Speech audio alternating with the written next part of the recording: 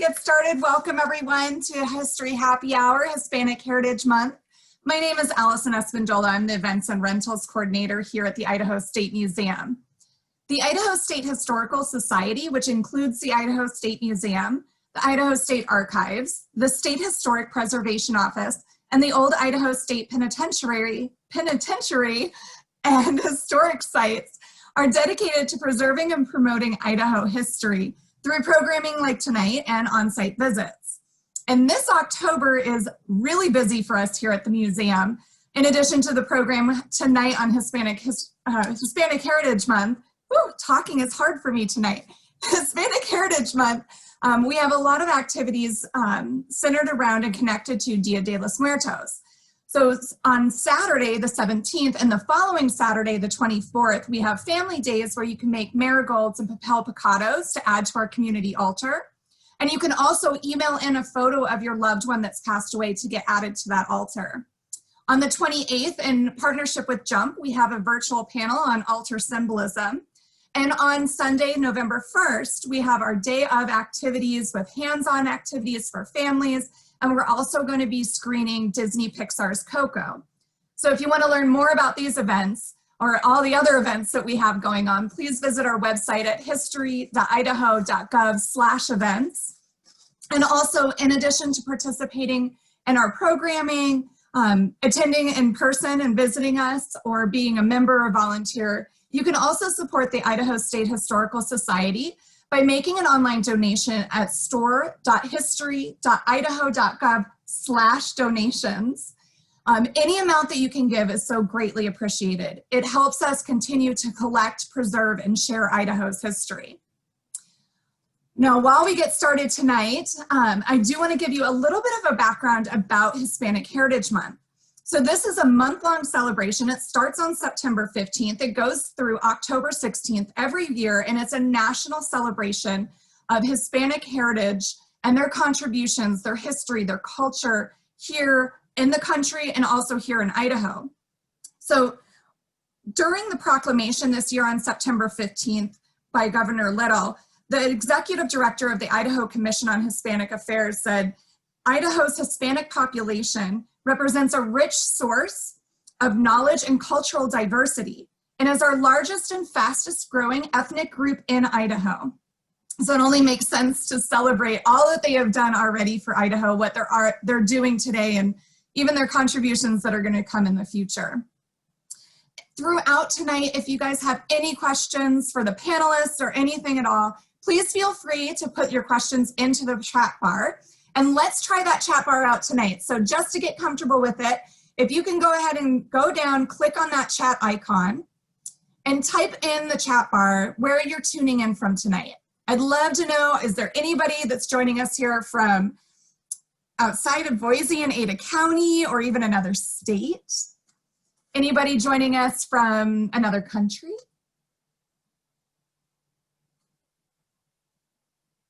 Oh, I love it. We have a great representation in Boise. Oh, but yes. All right, there we go. We got a nice diversity of places out there. Yay, thank you for joining from CSI. That's awesome.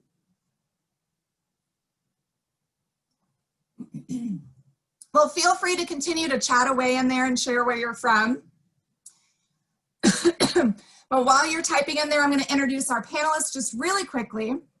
We have JJ Saldaña joining us from the Idaho Commission on Hispanic Affairs, Susie Rios from the Idaho Women's Business Center, and Maricela Rios. She's a motivational coach and conference speaker and has quite possibly my favorite title, Joy Igniter.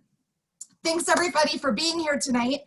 And I'd love for you to introduce yourselves. Maricela, if you wouldn't mind starting us off.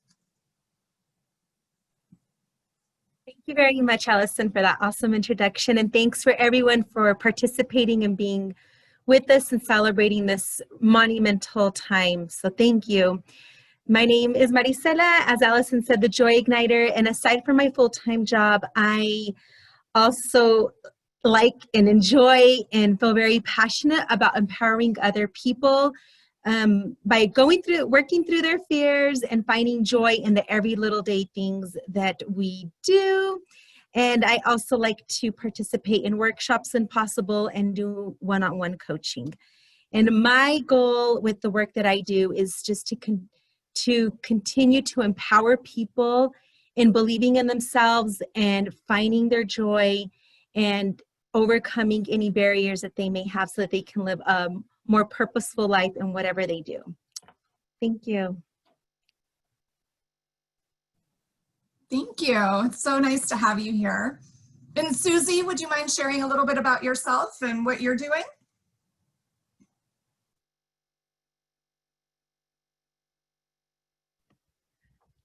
Yes.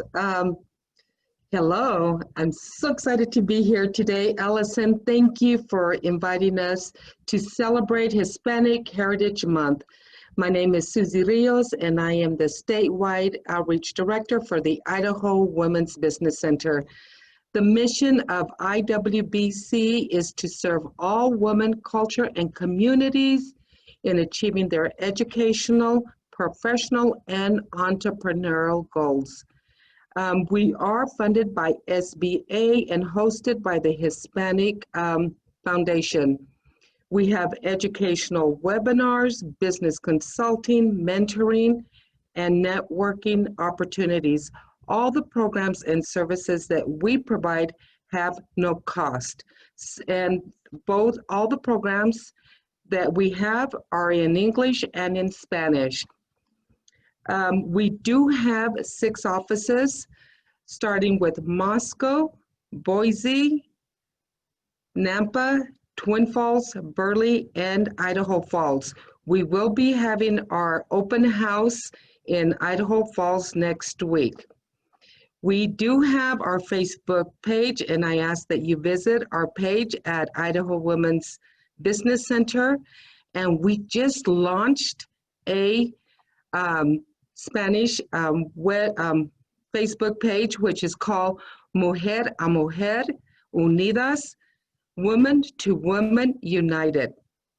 Our purpose, it's the Spanish version. It's going to be a program that promotes education, professional, and entrepreneurial training in Spanish to empower Latinas in Idaho. Visit our webpage at idahowomen.org. Thank you. Thank you. You're up to a lot, it seems like. That's amazing. Awesome. And JJ, I'd love to hear from you and kind of what you're up to with the Idaho Commission on Hispanic Affairs and others. Thank you for having me. I'm truly honored to be sharing this panel with Maricela and with Susie. I've been a fan of Susie's for a long time now. And I'm JJ Saldaña. I'm with the Idaho Commission on Hispanic Affairs, and we are a state agency, and we work under the governor's office. And our job is to be the eyes and ears when it comes to the Hispanic population. So we are the ones that report everything back to the governor on what's going on with the Hispanic population. And so there's 3 of us in our office, and we represent the entire state. So we're pretty busy traveling, trying to get a feel as to what's going on in different regions. And I've asked Susie before to help us out when we've been to her part of the state to help us out with town hall meetings that we do. We just kicked off Hispanic Heritage Month on September 15th at the Capitol. It's a little bit different this year because of the pandemic, so we weren't allowed to have that many people. So I think we had about 50 people, and that was the maximum that we were allowed. And we gave out some awards during that event. Susie's a recipient of those awards that we've done during Hispanic Heritage Month. This year, every day we've been highlighting a different Latino or Latina in Idaho that's doing some great stuff. And so we're putting out their bios with their pictures, but then we also asked each of them to also send me a picture of their favorite Latino food and recipe. And so if you go on to the Idaho Commission on Hispanic Affairs Facebook page every day during Hispanic Heritage Month, you'll see that bio and then also a recipe. And so you'll be able to get some really great recipes. People were so excited to give us not just their recipes, but they're like, this has been, sent down for generations. My grandma used to make this for me when I was little, so it's been great. And then on my side hustle, I also am one of the hosts for the Latino Card, which airs on Radio Boise, and we're part of the Idaho Press with that. And there we just talk about the news, but with a Latino perspective. Thank you. And there was an episode, I believe, that was pretty impactful and they got a lot of recognition for it. You want to share a little bit about that one? Yeah, so our first year out, we had so many people to interview because there's so many Latinos in Idaho that are doing really great things. So we have what I call a treasure chest of people that we could interview. But the one that got us an award, we interviewed Leo Morales, who's the director of the ACLU of Idaho. And we did an episode of Know Your Rights. So know your rights when you get pulled over, know your rights. And the Idaho Press Club awarded us first place in general audio. And so for our first year being out there, winning an award from the Idaho Press Club was so exciting for us. We were really, really excited. We couldn't go in person this year because of the pandemic, but we did a Zoom champagne stuff. It was fun. That's amazing. I think, like you said, just that award in the first year is outstanding, but then also on such an incredible topic. So that's amazing. And I'd love to hear from all three of our panelists about Hispanic Heritage Month personally and what that really means to you and how you kind of embody that within yourself and what you do. So I don't know if Maricela, if you want to kind of take that away there, because I'm sure you meet a lot of great and interesting people and have a beautiful view on this. Yeah, so for me, when I think about Hispanic Heritage Month, it goes really deep within myself because my family migrated from Mexico and also our roots they've been there for many, many years. So it's an opportunity to really celebrate and honor the lives that came before me, all of the family, all of everyone, the tribe that it took to cross borders or just wherever they came from. So it gives me an opportunity to tap into the beautiful people, the people that worked hard, the people that were committed, the people that envisioned a better future for themselves. And it gives me an opportunity to honor all of them. So when I think of this month, I celebrate my background, my indigenous people, which is also a part of who I am. That includes the culture, the language, the religion, the background, the traditions, the celebrations, everything that enriches part of who we are. It's part of our DNA. It's like getting to know who you are. And also being able to do it in a new context, the context that I'm currently living with the pandemic in a different country, and also celebrating the richness, not only that Mexico offers, but also the different countries and how we come together. How do we come together to celebrate who we are? And I think as our ancestors migrated to a different country, some of those traditions, the language, the culture, the celebrations were lost for many different reasons. But this gives us an opportunity to come collectively and be reminded of who we are and how do we move forward in carrying those traditions for our current generations. And then also how do we cut ties with maybe those things that no longer serve us as a community. So it's a time of honor and celebration of where we are and the people that came before us. Thank you. I love the idea of kind of honoring the past and where you are in the present, and then how that helps move you into that future and how that's such a beautiful progression. And Susie, I would love to hear your perspective and thoughts on this. Yes, Alison. For me, the celebration is all those leaders that have made change in the world or in the United States. For me, it's Cesar Chavez that made a difference to celebrate and to make change. Because he was a leader that wanted to make change for farm workers, and I had the honor of working with him side by side when I was in Washington, D.C., doing my internship. And so from there, you start celebrating where you came from. For me, I was a farm worker, worked in the fields, and be proud of where I came from as a migrant family. And also in the eras at that time, I'm proud to be a Chicana. I was born here in the United States, Phoenix, Arizona, and as well as my grandfather being born in Mexico. So for me, is celebrating the culture and understanding the heritage. And let us not forget the rich, spicy food that we have to celebrate and to do merengue and salsa dancing.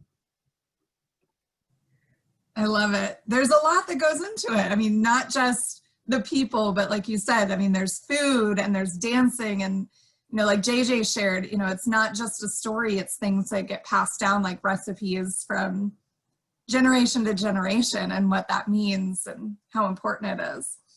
I do want to remind our audience tonight that if you do have questions for our panelists, please pop them into that chat bar, and I will try my best to get them answered by our group here. I do have a quick question for all of our guests tonight. I'm going to pop up a poll in just a second because I would love to get an idea of, you know, what other topics our audience would be interested in. So if you wouldn't mind, really fast, just answering what other History Happy Hour topics would you be interested in? And you can pick more than one. If there's nothing on there or you want to expand a little bit further, feel free to type that into the chat bar and let us know what your thoughts are. And as we kind of get back, as you're polling and answering those questions, we'll get back with our panelists. I would love to know from you guys what it is about the future that you're hoping to see. I mean, I feel like we talked a lot about kind of the past and where you're at presently, but looking forward into where we're headed and what we're going, what are your hopes for the Hispanic community here in Idaho? And JJ, could you start us off there? Yes, I am really excited for the future of Latinos in Idaho. We do town hall meetings throughout the state trying to get a feel for what's going on with the Hispanic community. And when I see the youth come up, I mean, you see them now in high schools, they're running student councils. They're now, you know, captains of the football team, and they're so civically engaged that I always tell people, politicians specifically, because they ask, like, well, what's going to happen? I'm like, well, you know, they're going to remember how you treated their parents and their grandparents, and they're going to vote accordingly. So if you treated, you know, their parents and their grandparents fairly, then you don't have anything to worry about. But I am so excited to see our youth. We were in Haley last summer, and just seeing how many youths showed up telling us, you know, these are the issues that we're seeing within the Latinx community here, when the adults themselves were like, oh, we don't see that much. And the kids were the ones that stood up and said, no, this is an issue that's going on here. You know, this employer has been discriminating. We've been getting racial profiling calls over here. So they were the ones that were adamant about making sure that that stuff was being reported, and they weren't afraid to stand up and speak for themselves. And we're seeing that statewide. And we're a population that's growing, and we're growing pretty rapidly. And so, I mean, eventually, I don't think we're going to be a minority here in Idaho. Thank you so much. Yeah, the youth is definitely making a big impact and having a voice, which is great that they have that and they have the support for that. And thank you, JJ, for being an advocate for them. And Susie, what about for you? What do you hope for? I am hoping for change in the political round. And what I mean by that is for more Latinx people to get out there and for their names to be on the ballot. We need more representation, and I'm talking about locally, region, and statewide, and all of the United States. I think what happens is not knowing how to do it, or can I do it, and encouraging Latinos, Latinx people, our community members to be brave and to get their names on the ballot. Yeah, and that's another way of finding that voice, right? Of getting out there and getting in contact with them. Maricela, what are your thoughts?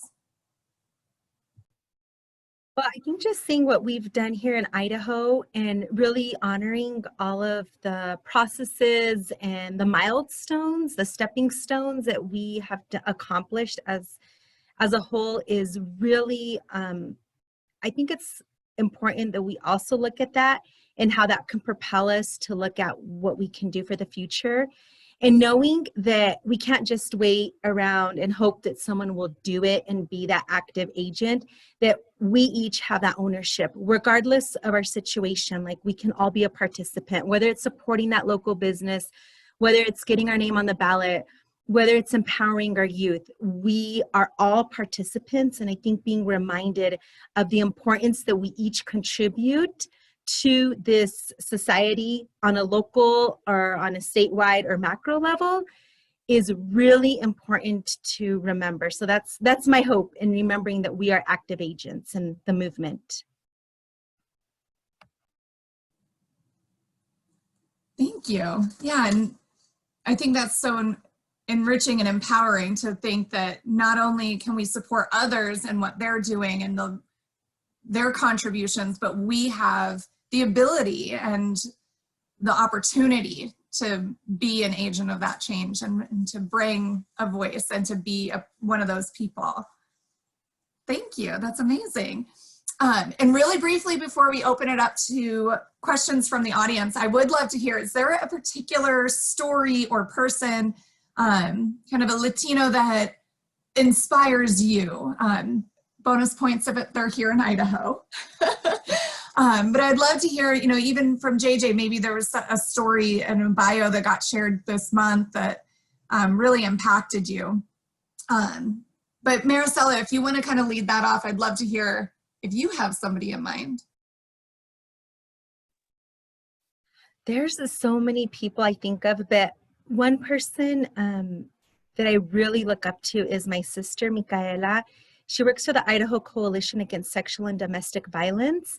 And I know when she started with the organization, it looked very different. And then just seeing that evolve and her being an active participant of all of that has been phenomenal, and all of the work that they contribute to our state. My hats go off to her, and just seeing that. So someone from Idaho, and of course, Susie Rios and all the active work that she does, as well as JJ. Thank you. Thank you. You have a very powerful and impactful family, it sounds like. That's amazing. And Susie, what about for you?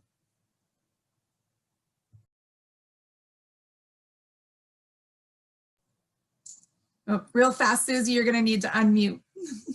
Thank you.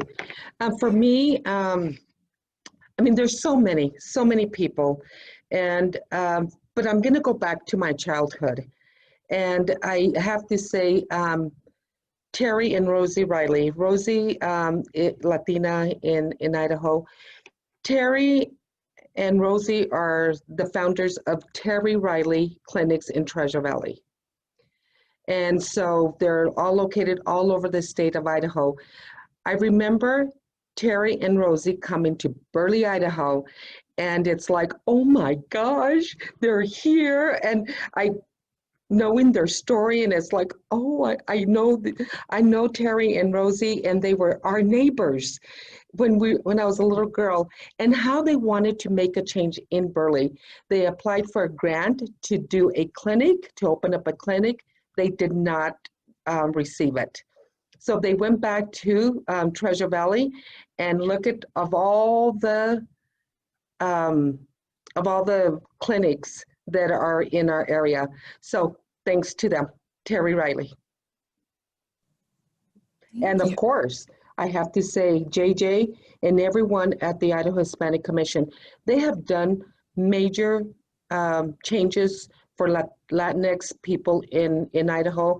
And I have to say, Maricela, her title, Joy Igniter, that's powerful. I love to listen to her, how her words can make a big impact in our community. Mm-hmm.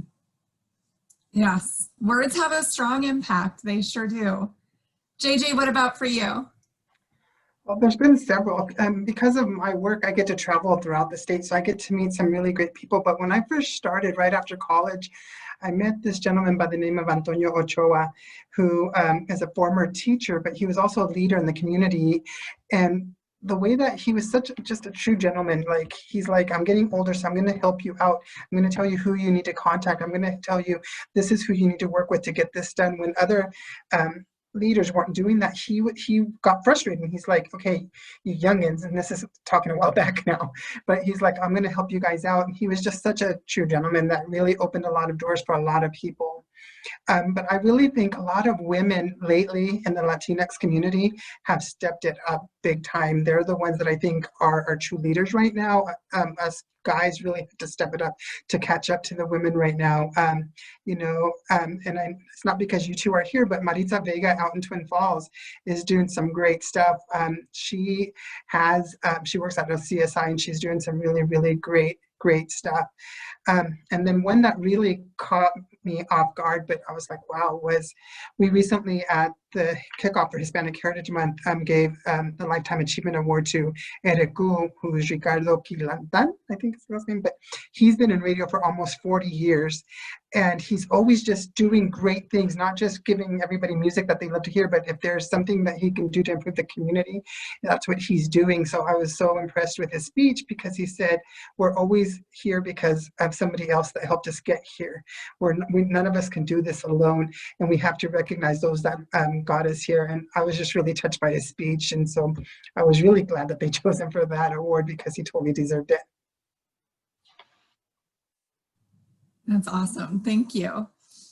Well, we do have a couple of questions that came in from the audience, so I want to make sure we give some time to answer those. The first question that came in was, what leadership programs are offered for Hispanic youth? So I don't know if JJ, if you want to start that off, and then kind of Susie, if you want to follow that. So one thing our office, our agency does is we host the Idaho Hispanic Youth Leadership Summit every year. And it started out in Boise, and we hosted it at Boise State. And then about 3 years ago, some legislators and CSIs like, why aren't you coming out to the Magic Valley? And CSIs will host you. So now we have 2 that go on. And then next year we'll have one in Pocatello. And so at ISU, so we'll be doing 3 youth summits. And these youth summits are, they help students with their college preparation. They talked about STEM, because we want to see more of our youth going into STEM related fields. But there's also civic engagement workshops that we do there. And then we also do, there's health and law enforcement workshops, because the kids themselves have asked for those workshops. But there's scholarships at these events. We work with just about every single college and university in Idaho, and they come in, and the seniors interview for those scholarships that morning, and by 2 p.m. that afternoon, they know if they've received a scholarship or not. Last year, but the colleges gave out $3.5 million in scholarships to Latino students between Boise and Twin Falls. And what we're seeing now is that 75% of those that received a scholarship are freshmen the following year. And the numbers are a little different, because they might have received scholarships from different colleges. So it kind of skews those numbers a little bit. So if they got a BSU scholarship and a U of I scholarship, it's going to skew those numbers, because they're going to have to choose that one college. But those have been really great things that we've been seeing with our kids. And then we do different kinds of workshops for students. We're going to be doing just a college prep night in February, where we're going to be doing that in Canyon County, just to get people ready, because we know that with the pandemic, college prep has been a little bit different. And so we'll do FAFSA training, we'll do all kinds of information, and then we'll also have tech schools there as well. And then we'll also have military there. So they have different options that they can look at. Thank you. And I know we're going to run just a few minutes over time, but I want to make sure that I give Maricela and Susie a chance to answer this question before we wrap up, because I think this has so many rich opportunities for youth to take advantage of. So hopefully there's a bunch out there listening to this. But Susie, I would love to hear your answer. Yes, the programs that I know in the state of Idaho, it's Latinos in Action. That is a program in the schools, high schools, that will help students achieve their educational goals, and also for them to become leaders, and which is an amazing program. I'm seeing a lot of more schools have that program. Also, the Youth Build with Community Council of Idaho. It's a program for a GD program, and which varies, there's a couple of them, which is from 16 to 21, and it helps them obtain their GD and also to continue their post-secondary educational or a better employment. And then the last would be Job Corps. Job Corps, what I understand, this is new, the universities and the colleges have received that funding. So that's another great opportunity for the youth to get in the program, which will help them get their GD and also to go on and learn a trade. And I want to thank all the youth that are out there that are leaders. You all need to be recognized, and I'm talking about young leaders that are making a change. So I just want to congratulate all of you for doing what you have done to make this a better community. Thank you, and I would echo that. I don't think I could have said it any better. Maricela, what about for you? One that I'm familiar with is with the Idaho, again, the Idaho Coalition Against Sexual and Domestic Violence. They offer a youth program there, and they offer leadership programs, so that's another option. And then if for any college or students that are getting ready for college, they have a lot of programs, clubs that are geared towards the leadership and development for the youth. Perfect. Well, thank you so much, everybody. Thank you for the panelists, for your insight and your information, and for everything that you shared. Thank you for all our guests who tuned in tonight. I also want to thank our beverage partner, Bittner Vineyards. They have a scholarship fund that since 2005 for Hispanic and Latino students. So if you haven't checked it out, you can go to their website and learn a little bit more about their scholarship fund, as well as all the other amazing things that they're doing this evening. So thank you so much for Bittner Vineyards for being our partner in this evening. Before we sign off tonight, I do want to ask you in that chat bar, I'm sharing with you a link to a short survey. I would love to hear your feedback, a little bit about who you are and more about what your interests are. It's because of your feedback as guests that we are able to develop our programs and respond to what your interests are. And one of the things that we have heard is that we need to offer more programming that reaches a larger Hispanic audience. And so I'm really excited to announce we're going to be launching a new virtual program called Nuestras Voces. And I've been practicing saying that, so, oh, thank you. I got thumbs up, so I think I got it. But the first event is going to be November 19th from 5:30 to 6 p.m. It'll be offered through Zoom, and it'll be all in Spanish. So we're really excited to be highlighting and sharing more with the community in Spanish and reaching out. So make sure to mark your calendars. And if you want to know more about events like this or other events coming up, if you want to become a member or you want to be a volunteer or make that donation, please visit our website, history.idaho.gov.